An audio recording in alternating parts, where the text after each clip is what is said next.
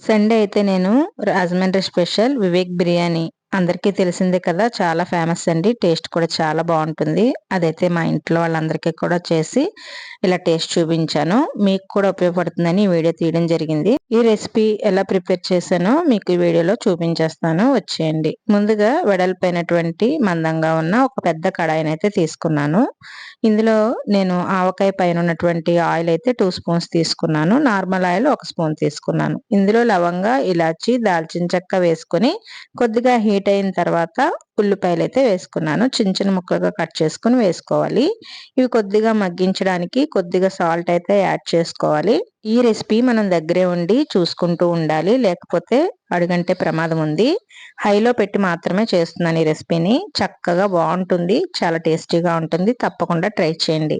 అలాగే జీడిపప్పు, కరివేపాకు, పచ్చిమిర్చి కూడా వేసుకొని బాగా వేయించుకోవాలి. ఆనియన్స్ అన్ని కూడా బాగా దగ్గర పడిపోయిన తర్వాత జింజర్ గార్లిక్ పేస్ట్ అయితే వేసుకొని బాగా ఫ్రై చేసుకోవాలి. చెప్పాను కదండి, హైలోనే పెట్టుకోవాలి. మనం దగ్గరే ఉండాలన్నమాట.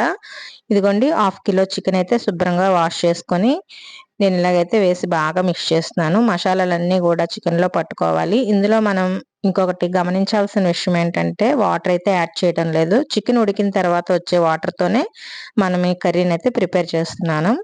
మొత్తం వాటర్ అంతా ఇంకిపోతుంది అనగా కొద్దిగా సాల్ట్, కారం, కొద్దిగా పసుపు తగినంత వేసుకోవాలి. వేసుకుని బాగా మిక్స్ చేసుకోవాలి. చెప్పాను కదండి, చికెన్ ఉడికేటటువంటి వాటర్తోనే ఈ కర్రీ అంతా ప్రిపేర్ చేయబోతున్నాం.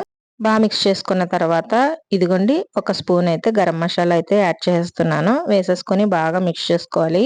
కొద్దిగా కారం ఎక్కువ అవుతుంది అనుకుంటే మీరు తగ్గించేసుకోవచ్చు. మాకైతే పర్ఫెక్ట్ గా సరిపోయింది అనమాట.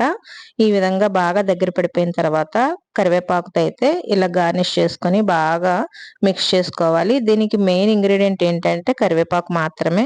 ఈ కరివేపాకుతో వచ్చినటువంటి ఫ్లేవర్ చాలా బాగుంటుంది. ఈ విధంగా మీడియంలో పెట్టుకొని బాగా ఫ్రై చేసుకుంటూ ఉండాలి. చెప్పాను కదండి, మనం దగ్గరే ఉండి ఇలా ఫ్రై చేసుకుంటూ ఉన్నప్పుడు అడుగు అనేది అంటుకోకుండా ఉంటుంది.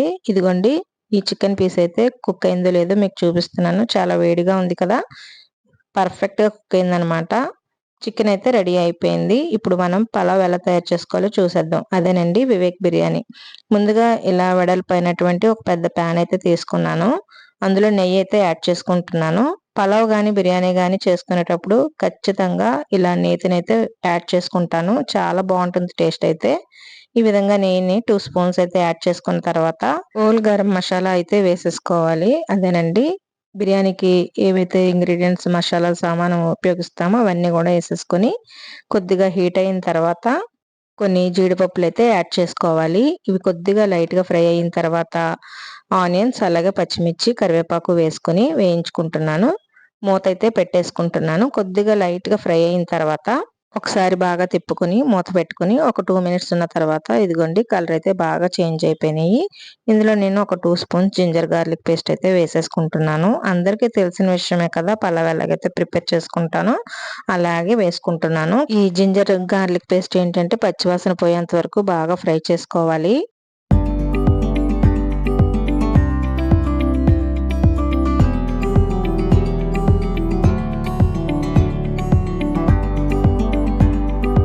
ఇదిగోండి, ఈ విధంగా ఫ్రై అయిపోయిన తర్వాత నేను ముందుగా 2 గ్లాసెస్ బాస్మతి రైస్ అయితే ఒక 2 గంటల ముందు నానబెట్టుకున్నాను.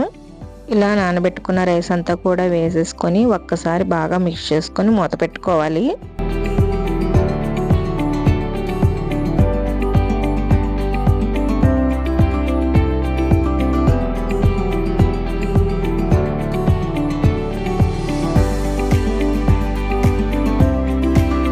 ఒక 5 మినిట్స్ తర్వాత సిమ్లో ఉంచుకున్న తర్వాత తగినన్ని వాటర్ అయితే వేసుకోవాలి.